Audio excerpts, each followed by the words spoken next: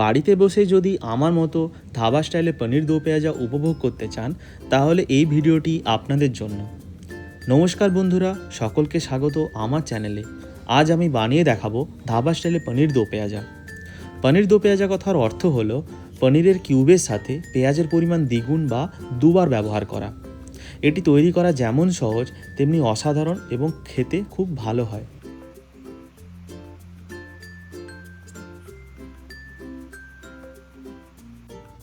প্রথমে কড়াইতে তেল গরম করতে দিন এবং তার সাথে দিন বাটারের একটি কিউব। তেলের সাথে বাটার অ্যাড করলে তরকারির স্বাদ বহুকাংশে বৃদ্ধি পায়। বাটার সবসময় তেলের সাথেই অ্যাড করুন, না হলে পুড়ে যাওয়ার সম্ভাবনা থাকে। বাটার গলে গেলে ওর মধ্যে কিউব করে কেটে রাখা পনির ও পেঁয়াজের বড় বড় টুকরো অ্যাড করুন। এরই সাথে দিন কালারের জন্য 1/4 টেবিল স্পুন হলুদ গুঁড়ো ও কাশ্মীরি লঙ্কার গুঁড়ো।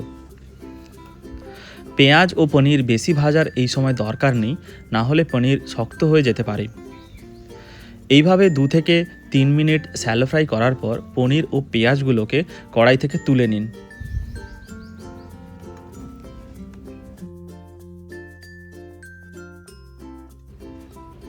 এবার ওই একই কড়াইয়ের মধ্যে বেশ কিছুটা তেল দিন এবং একটি বাটারের কিউব অ্যাড করুন। তেল গরম হলে কিছু গোটা গরম মশলা যেমন এলাচ, দারুচিনি, একটি শুকনো লঙ্কা ও 1/4 টেবিল স্পুন জিরে অ্যাড করুন এবং ওর মধ্যে দিয়ে দিন একটি বড় মাপের কুচানো পেঁয়াজ। পেঁয়াজ গোল্ডেন ব্রাউন ভাজা হলে আদা রসুনের পেস্ট অ্যাড করুন। এখানে আমি 2 চামচ আদা রসুনের পেস্ট নিয়েছি।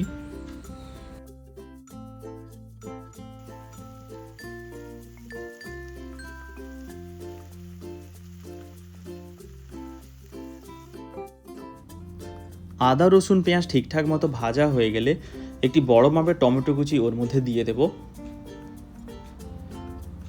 এবং দিয়ে দেব পরিমাণ মতো লবণ। লবণ এই সময় দিলে কি হয়, টমেটো খুব জলদি গলে যায়। এরই সাথে দিয়ে দেব পরিমাণ মতো লঙ্কা গুঁড়ো ও হলুদ গুঁড়ো। দিয়ে দেব 1/2 টেবিল চামচ জিরে গুঁড়ো ও 1/2 টেবিল চামচ ধনে গুঁড়ো।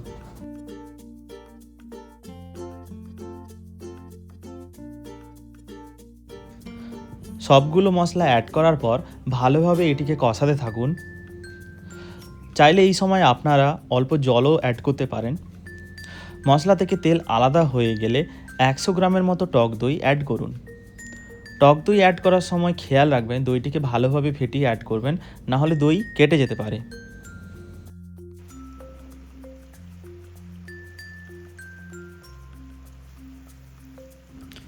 মশলাটি আরও কিছুক্ষণ কষানোর পর পরিমাণ মতো এর মধ্যে গরম জল অ্যাড করে গ্রেভি তৈরি করুন এবং এটিকে বয়েল হতে দিন।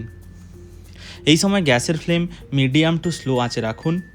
মশলা থেকে তেল আলাদা হয়ে এলে তুলে রাখা ভাজা পনির ও পেঁয়াজগুলো অ্যাড করুন। এই সময় হালকা হাতে পনিরগুলোকে একটু চালিয়ে নিন।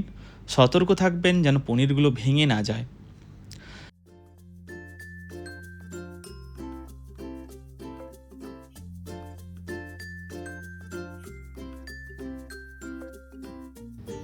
এইভাবে 5 থেকে 10 মিনিট ঢাকনা দিয়ে রান্না করুন এবং নামানোর আগে 1/4 টেবিল স্পুন গরম মশলা গুঁড়ো ও কিছুটা কসুরি মেথি ক্রাশ করে দিন।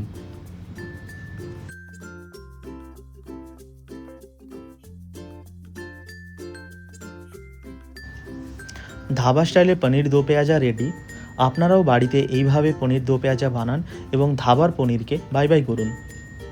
প্লেটিং করার সময় ওপর থেকে এক্সট্রা ফ্রেশ ক্রিম ও কসুরি মেথি অ্যাড করুন।